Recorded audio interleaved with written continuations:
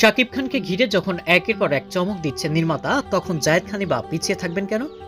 সামাজিক মাধ্যমে টলিউডের জনপ্রিয় নায়িকা পূজার ছবি প্রকাশ করে তিনিও দিলেন চমক। গত ২৮ মার্চ নিজের ফেসবুকে পূজার সঙ্গে নিজের কোলাজ করা একটি ছবি প্রকাশ করেন জায়েদ। ক্যাপশনে লেখেন, বিড়ি খাইলে হয় ক্যান্সার, সব প্রশ্নে থাকে না আনসার। হ্যাশট্যাগ দিয়ে লেখেন, big announcement, stay tune, loading.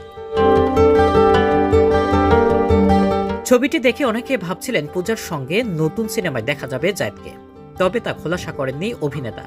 সংবাদ মাধ্যমের কাছে রহস্য জিগিয়ে রেখে বলেছেন, আমাদের সবকিছু চূড়ান্ত হয়ে গেছে, বড় একটা প্রজেক্টে চুক্তিবদ্ধ হয়েছি, কিন্তু এখনই কিছু বলবো না।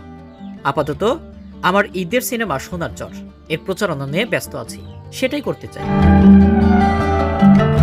তবে এখনই সিনেমার নাম বা পরিচালক প্রযোজক সম্পর্কে কিছু বলতে চান না তিনি। এদিকে জায়েদের পোস্টকৃত একই ছবি পোস্ট দিতে দেখা গেছে পূজাকেও। একসময় টলিউডের জনপ্রিয়তার তুঙ্গে ছিলেন পূজা। দেব সহমতের সঙ্গে লাগাতার জনপ্রিয় সিনেমা উপহার দিয়েছেন তিনি। এর বাইরে দক্ষিণী ও হিন্দি ছবিতেও কাজ করেছেন।